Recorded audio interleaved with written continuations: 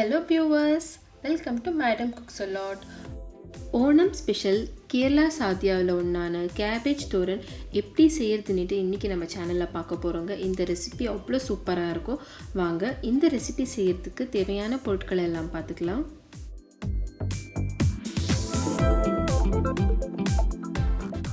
ஒரு சின்ன mixie jar எடுத்துக்கோங்க.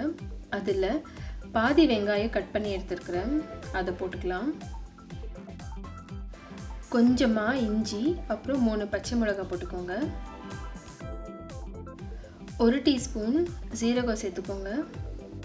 இந்த சேர்த்த பொருள் எல்லாத்தையும் தரித்தரியாக அரைச்சி எடுத்துக்க போகிறோம். பாருங்கள், இந்த மாதிரி அரைச்சி எடுத்துக்கோங்க. அடுத்து இலைக்கோசை இந்த மாதிரி பொடியாக நறுக்கி ஒரு பவுலில் எடுத்து வச்சுக்கோங்க. தேவையான அளவு உப்பு,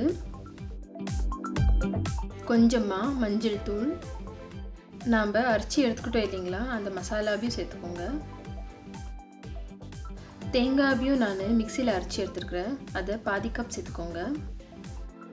இப்போது இந்த சேர்த்த பொருட்களை எல்லாம் கேபேஜோட ஒன்றா கலந்து எடுத்துக்க போகிறோம்.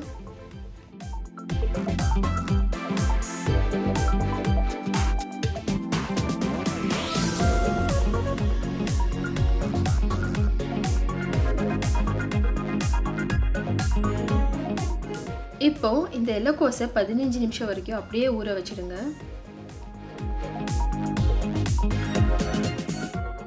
பதினஞ்சு நிமிஷத்துக்கு அப்புறம் இலைக்கோசு நல்லா சாஃப்டாக இருக்குங்க.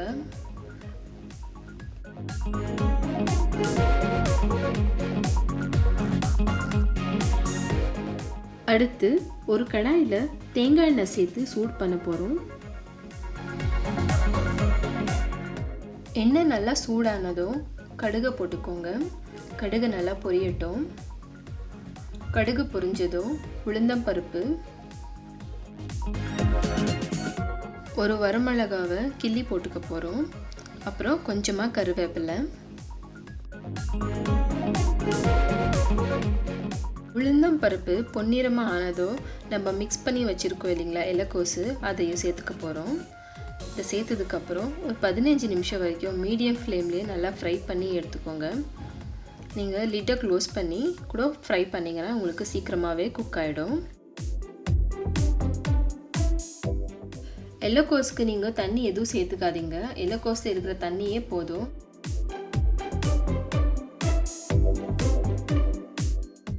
பதினஞ்சு நிமிஷத்துக்கு அப்புறம் நம்மளுக்கு கேரளா சாத்யாவில் செய்கிற கேபேஜ் தோரன் ஈஸியாக செஞ்சு முடிச்சிட்டோம். பார்த்தீங்களா வியூவர்ஸ், எவ்வளோ ஈஸியாக கேபேஜ் தோரன் நம்ம செஞ்சிட்டோம்னுட்டு.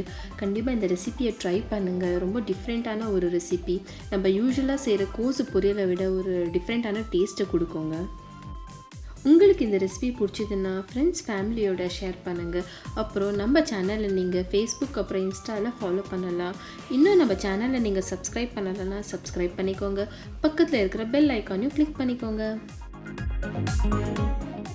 Happy cooking and happy eating with Madam Cooks a Lot. Thank you.